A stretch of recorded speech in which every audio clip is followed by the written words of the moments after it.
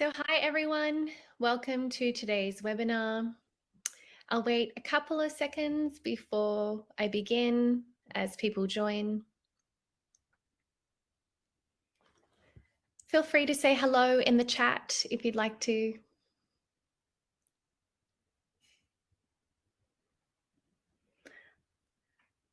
Hi Ali, nice to see you. Hey Justine, great to have you here today.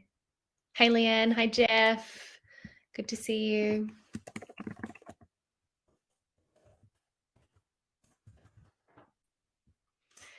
Okay, hey Michael, hi Catherine. Let's begin. So my name is Monique, and for those of you who don't know me yet, hi Courtney, hi Ellie. I'm a provisional psychologist here at Uprise, and I'm currently completing a Master's of Psychology Clinical, and I'm a PhD student, and I'm also a coach here at Uprise. And today I'm going to be presenting a 20-minute webinar titled Healthy Habits with Diet and Exercise. Before we begin, I acknowledge the traditional custodians on the land I'm presenting on today and pay respect to elders past, present, and emerging. And being that we're online today in Australia, we're on many different Aboriginal lands virtually right now. And so I always like to take a moment to reflect on the ancestors who've looked after the land that we're so fortunate to exercise and live upon and eat from. And I extend that acknowledgement to any Aboriginal or Torres Strait Islanders here today. So the agenda for today's webinar, we're going to start by looking at the research on the direct influence of diet and exercise on mental health. Then we're going to look very practically over some tips on improving diet and exercise habits and how planning out our behavior can help us to set us up for success as we increase healthy habits related to food and exercise. And then we're going to close with a reflection and question time. So some housekeeping. Just to let you know, you are more than welcome to post your questions in the chat when I kind of open up the chat room for questions. You'll also get a recording sent to your email address today at the end of the webinar. Please also fill in the feedback form to help us improve and kind of tell us which topics you'd like to learn from next time. And remember, you can always contact us on team@uprise.co, and you can call us on 1300 209 371. So let's get started. There is a direct influence of exercise on our mental health, and the research suggests that often people exercise and who do it regularly kind of do it because it makes them feel good. Exercise can boost your mood, your concentration levels, and alertness, and it can even help you have a positive outlook on life. So the link between exercise and mental health is actually somewhat complicated as well, because inactivity can both be a cause and a consequence of poor mental health. But there are a lot of ways that exercise can benefit your mental health, and these are pretty cool. So, exercise can benefit your mental health on a chemical level. So the chemicals in the brain, such as serotonin and stress hormones and endorphins, change when you exercise. Regular exercise can help you sleep better, and sleeping better helps you manage your mood. Exercise can improve your sense of control, coping ability, and self-esteem. And people who exercise regularly often report in the research how good they feel when they achieve an exercise goal. Exercise can also distract you from negative thoughts and provide you opportunities to try new experiences. And being active also offers an opportunity to socialize and to get social support if you exercise with others. Exercise can increase your energy levels. And what I like most that I talk to my other clients about is that exercise and physical activity can often be a release from frustrations. So when we're looking specifically at stress, results from studies suggest that exercise protects against stress-related health problems. So exercise is a more powerful stress buffer than perceived physical fitness. And in other studies, it's found that moderate exercise is more suited to counteract stress than that type of vigorous exercise. that some people like to do. But it's important to note that overall, exercise doesn't have to be strenuous or structured or take, a long time to have the immediate benefits. So any exercise is better than none. And experts recommend that adults should be active most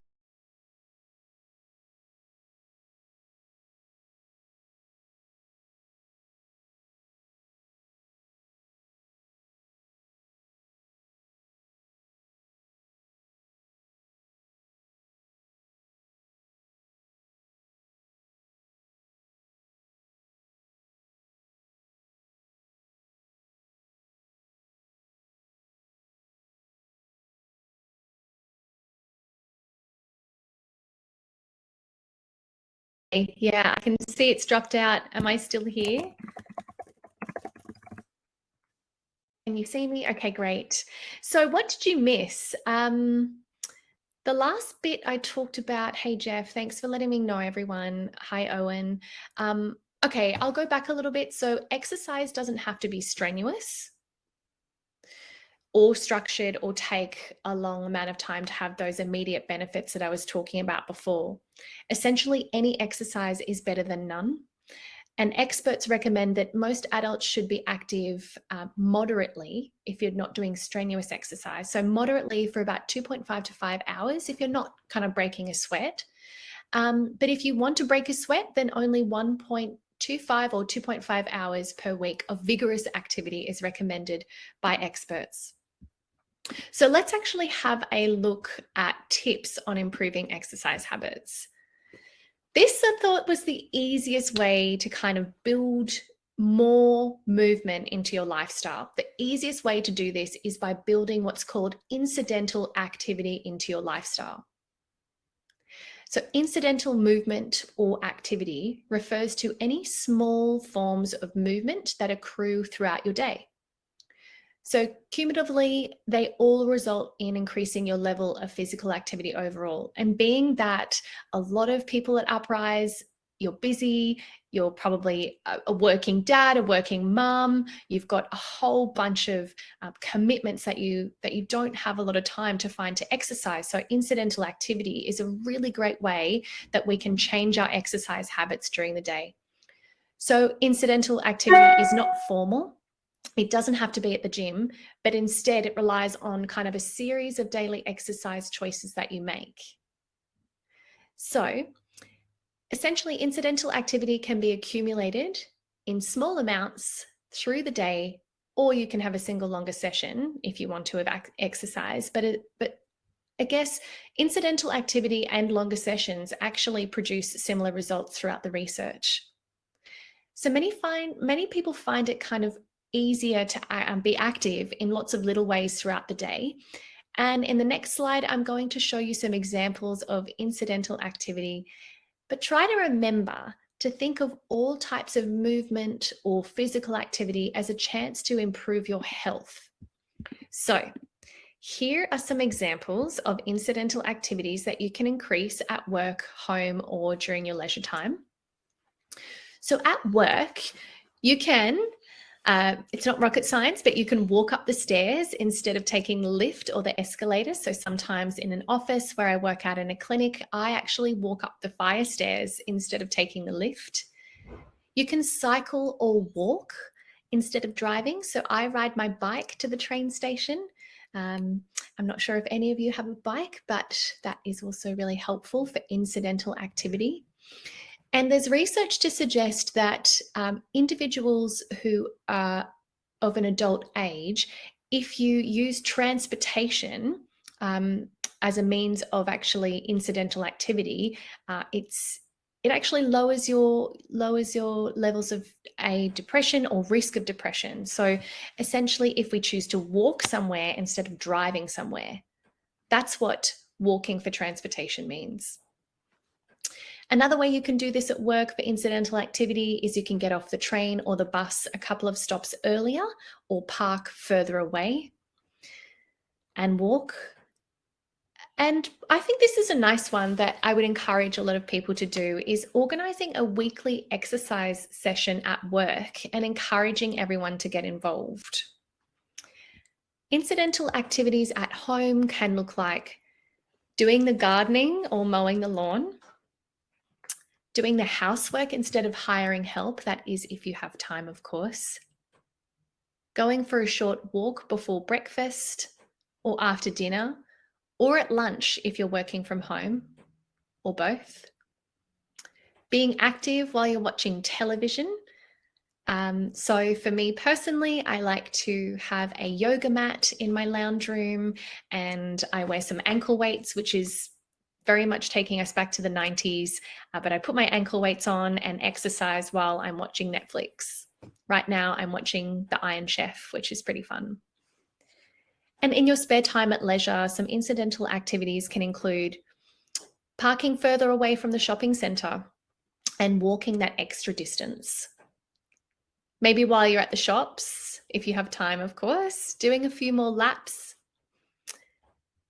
You could, if you play golf, for example, walk instead of using the buggy, walking along the beach, throwing a football at the park, organising family outings or activities that involve exercise, or maybe going for a bushwalk, which is one of my favourite things to do.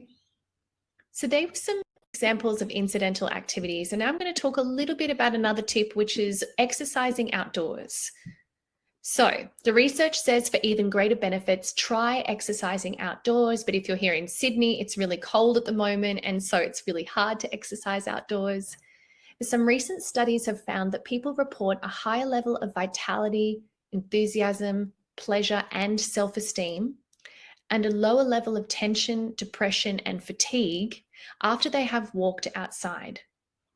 So people who exercise outside also say they're more likely to exercise again than those who exercise and stay indoors. And people who exercise outside more often and for longer, they tend to exercise for longer when you're outdoors than those who work out indoors. So when you're looking at the slide, I guess there's 4 takeaway points here. Think of movement as an opportunity, not an inconvenience. Be active in many ways every day, as much as you can.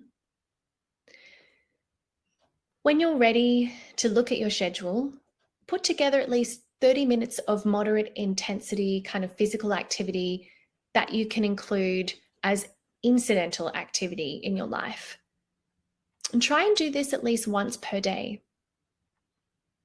If you can, try and enjoy some regular vigorous exercise for extra health and fitness. I know that COVID has obviously meant that we have to stay indoors, and maybe you haven't been able to get back to the gym or maybe to your regular other classes. But working out at home is just as good. I have a few go-to YouTube videos that I watch for a workout at home. And this is a reminder, exercise doesn't have to be strenuous or structured or take a long time to have benefits. Any exercise is better than none. And what I'm going to do right now is post a link into the chat that you can have a look at. This is a guide for physical activity and exercise for all Australians. Now, Sue Fisher, thank you for posting a question in the chat. Let me have a look.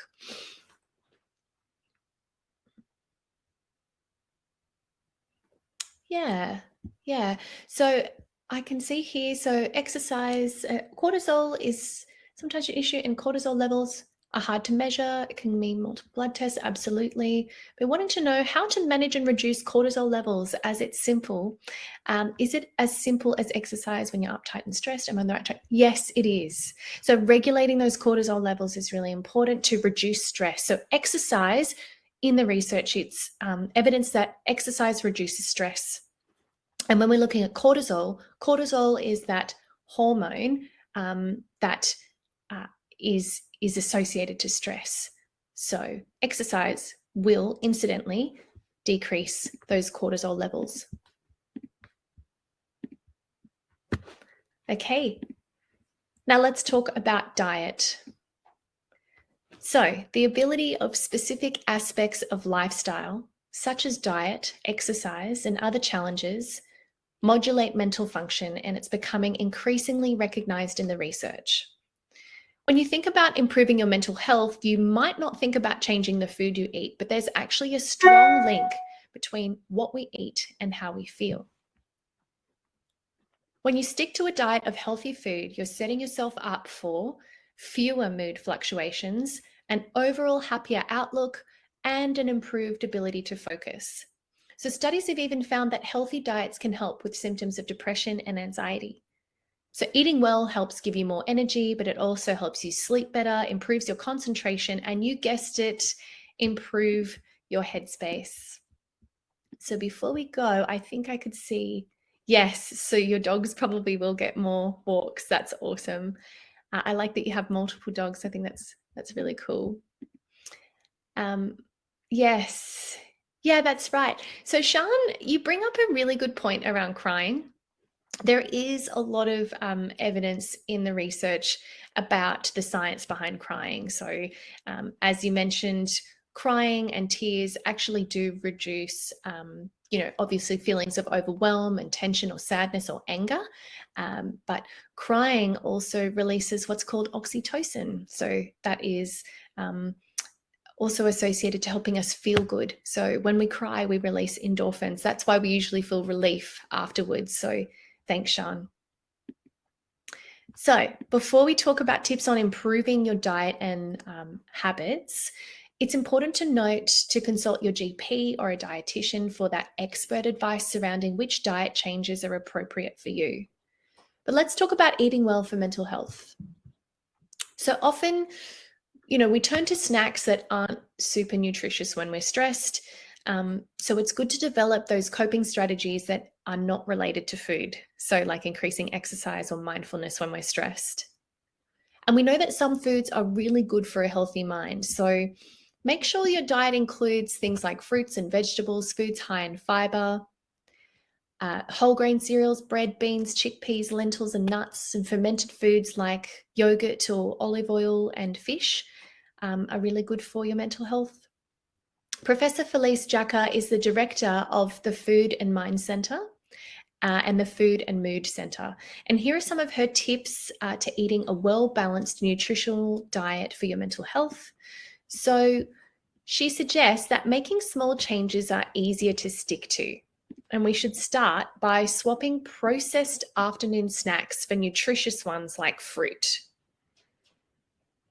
So Professor Jacka says you don't have to be perfect and you don't have to be too hard on yourself. So having a cheat meal or like a burger and a chocolate bar are fine every now and then, say, on the weekend. But it's important to make sure your diet does include a variety of nutritious foods most of the time.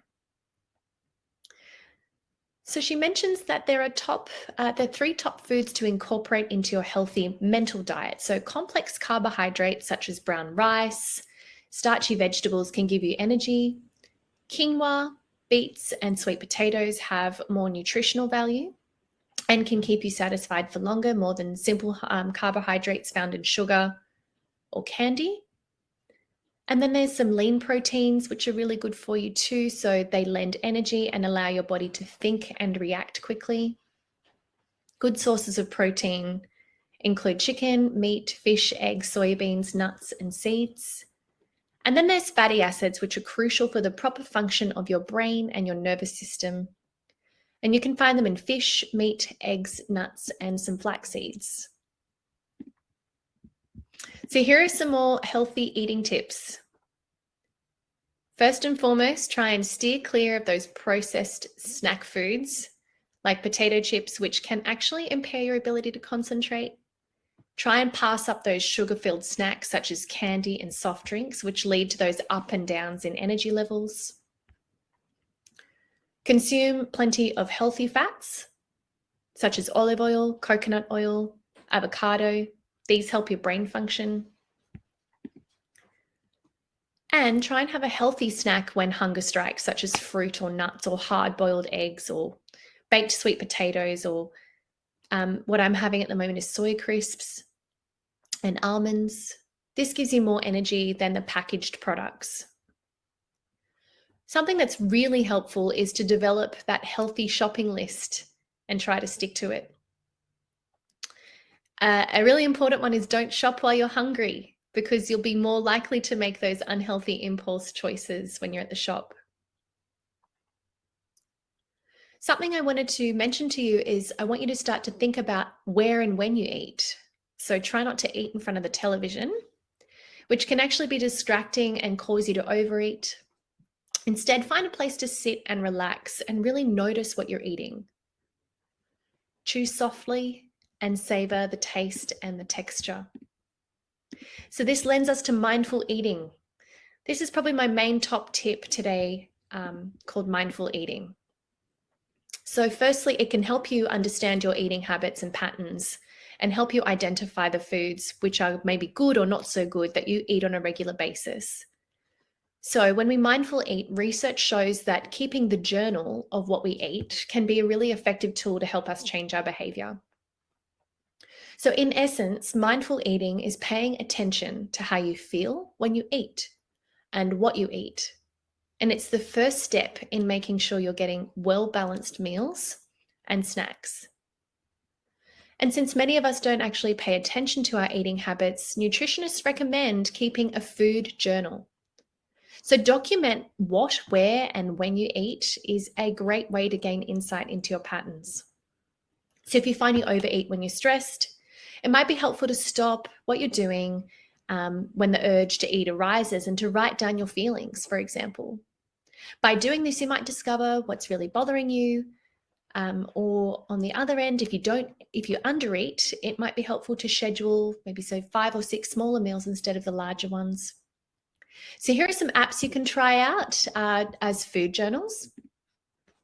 So my Plate Calorie Counter, Plate Joy, My Fitness Pal, Yumly, LifeSum, 8 Food Journal, My Net Diary, and Noom.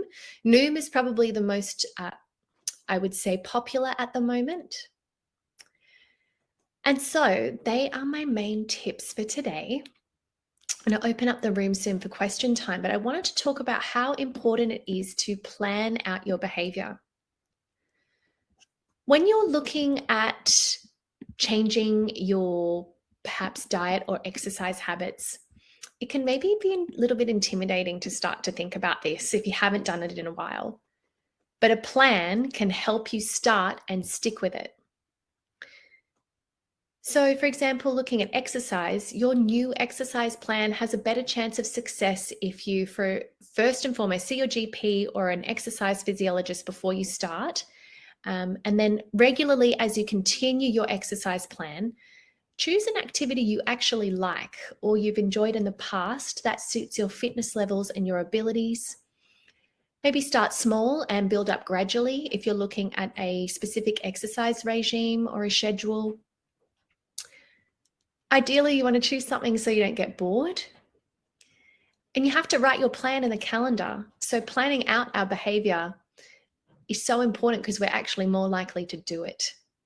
I want you to plan it out so it's part of your schedule. And then regularly revisit your exercise plan or try something different if it's not working for you. It's also really important to meal plan when you're looking at changing your diet habits. So making a meal plan can be broken down into some really simple 6 simple steps. Review your schedule, so your schedule for the week, choose your recipes, plug the recipes into your schedule, make the grocery list, shop, eat, enjoy, and repeat. So intentionally spending some time planning out your new healthy diet and exercise practices that you can realistically commit to for yourself each week is important. So personally, I do this on a Sunday night. I spend some time looking over my week and planning out the different ways that I can incidentally exercise and then moderately exercise. Then I set reminders to do this, either a day before or 10 minutes before, an hour before I need to. I also spend a good amount of time meal planning with my family on a Sunday night. We actually have a little whiteboard at my house and we use it to plan out our meals so that they're healthy and yummy and we can get excited to think about the food that we're going to share together over the next week. And this helps us stick to our shopping plan when we actually go to get the groceries each week at Coles. So I hope that has been helpful. And now it's time to reflect. I want to take some time to reflect now. Think about your own world and what you might like to change moving forward relating to your personal diet and exercise habits. Feel free to post your thoughts in the chat. Write them down, because this is going to help you plan how to develop these new habits into your lifestyle. So what is it that you'd like to change about your personal diet and exercise habits?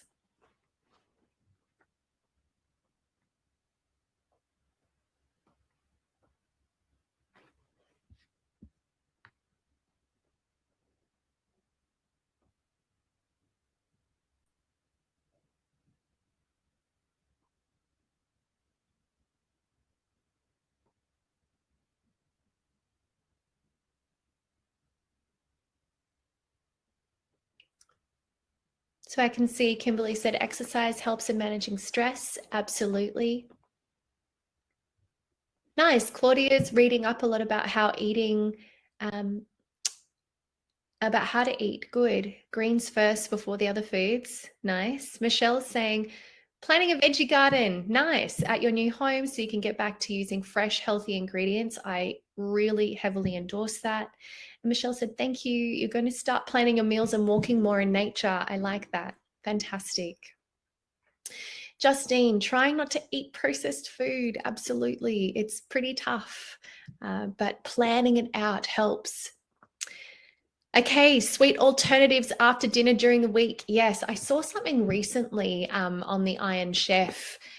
They're actually, what they do is they get whole fruits. So I think this was peaches cut in halves, and they baked them and also kind of put some cinnamon on top and had it with a little bit of ice cream. So you're having kind of fruit at night, which I think is a nice alternative to sweets. Great, good to hear. So try. Okay, so Leela said, read Eat It by Jordan Sate. It's a helpful, easy read. Thank you so much. That's great. Good.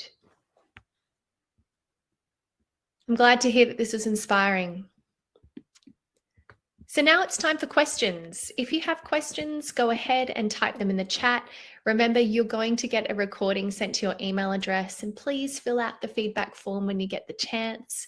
So go ahead and start posting your questions in the chat. And this is a reminder to check out the resources on the Uprise library. So you go to that website, www.uprise.co/employee.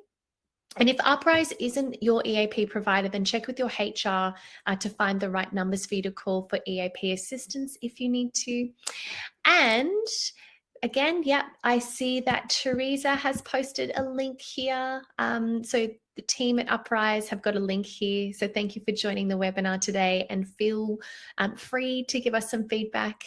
And I will just have a look at the chat now in case anyone else has some questions. So Justine says, what about motivation to get up and exercise? This is true, and this is quite complex because motivation is obviously what we need.